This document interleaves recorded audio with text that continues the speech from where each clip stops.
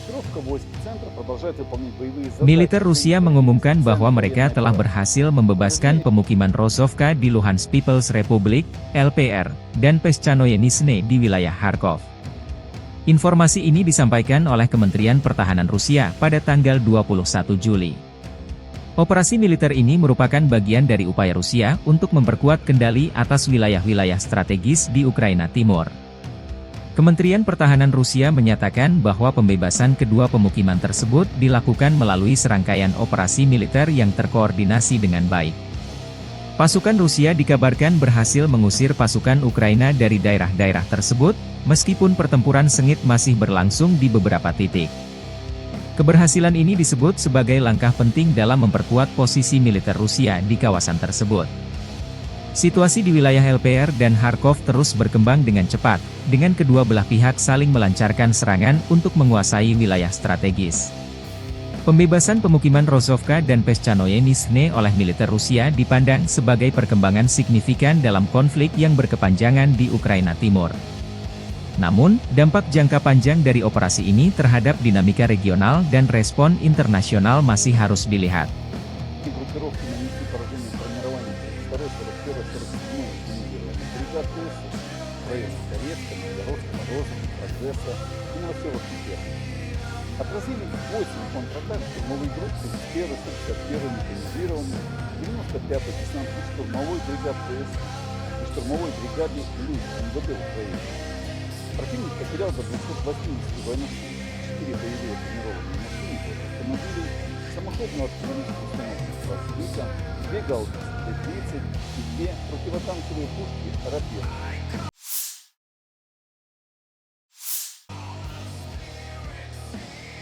Kementerian Pertahanan Federasi Rusia pada 21 Juli mengumumkan awak sistem rudal Iskander-M melancarkan serangan rudal yang tepat terhadap 2 eselon militer Angkatan Bersenjata Ukraina di Republik Rakyat Donetsk.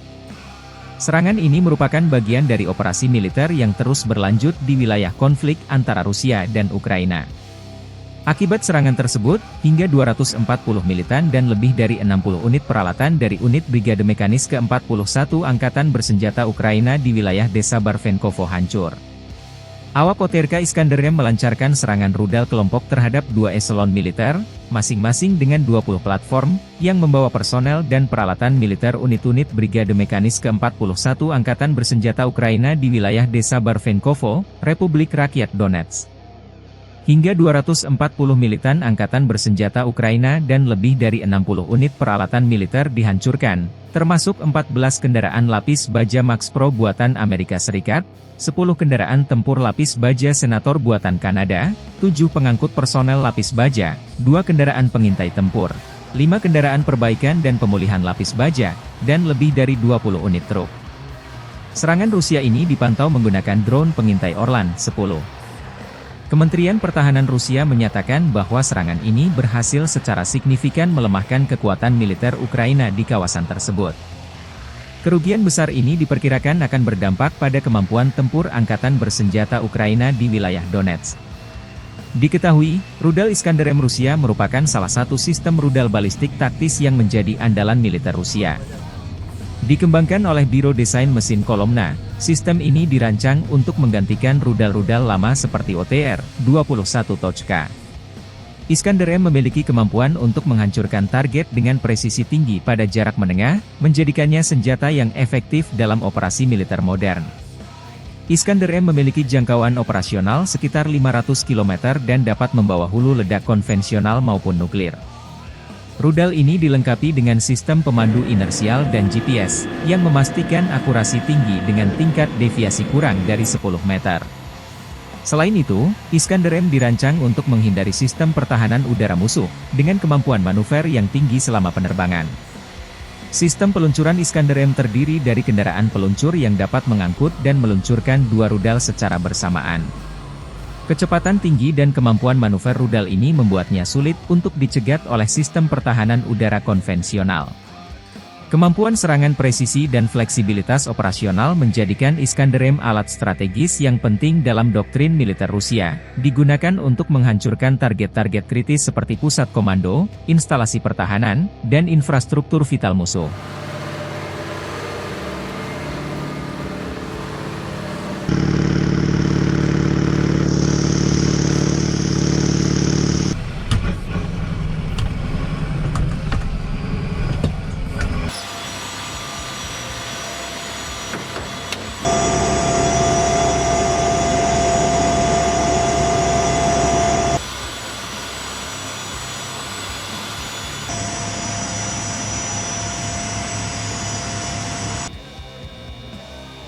Принял цель 111, пуск.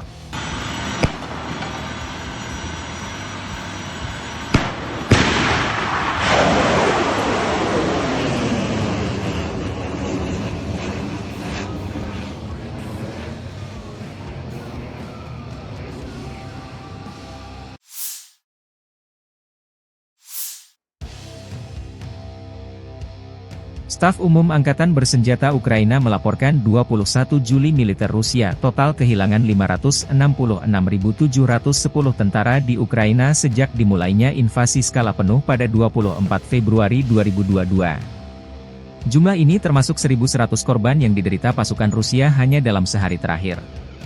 Menurut laporan tersebut, pasukan Vladimir Putin juga total kehilangan 8.266 tank, 15.963 kendaraan tempur lapis baja, 21.036 kendaraan dan tangki bahan bakar, 15.586 sistem artileri, 1.121 sistem roket peluncur ganda, 896 sistem pertahanan udara, 362 pesawat terbang, 326 helikopter, 12.402 pesawat tanpa awak, 28 kapal dan perahu, dan 1 kapal selam.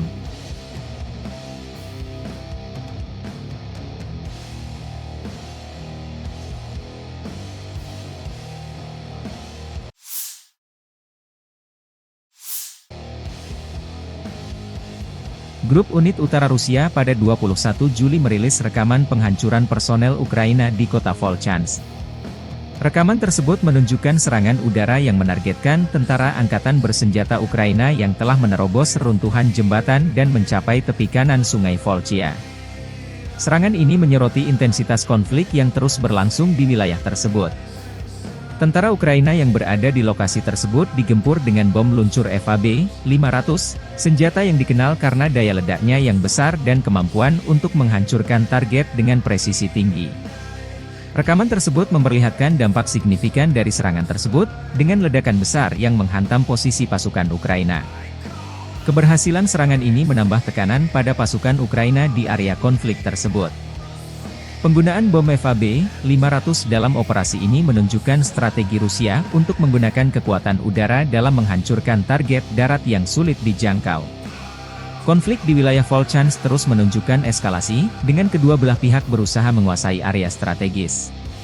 Situasi ini menambah urgensi bagi komunitas internasional untuk mencari solusi diplomatik guna meredakan ketegangan dan mengakhiri pertumpahan darah.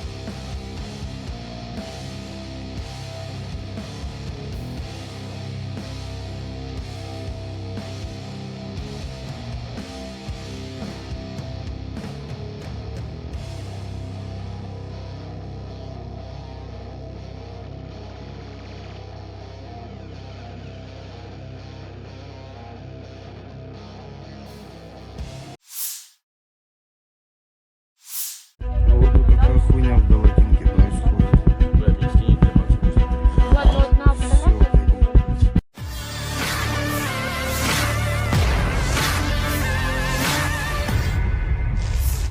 Wilayah Rostov di Rusia diserang oleh drone tak dikenal. Serangan drone ini membuat area lapangan terbang militer Milorovo Rusia membara.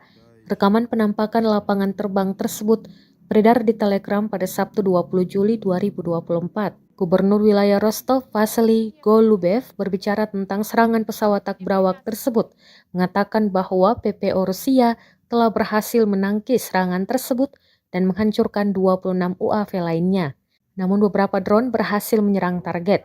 Baru-baru ini saluran Telegram Rusia mulai bermunculan dengan informasi tentang kehancuran di Bandara Milorovo. Video yang dipublikasikan media sosial menunjukkan kebakaran besar-besaran terjadi di salah satu sasaran UAV, rupanya lapangan terbang.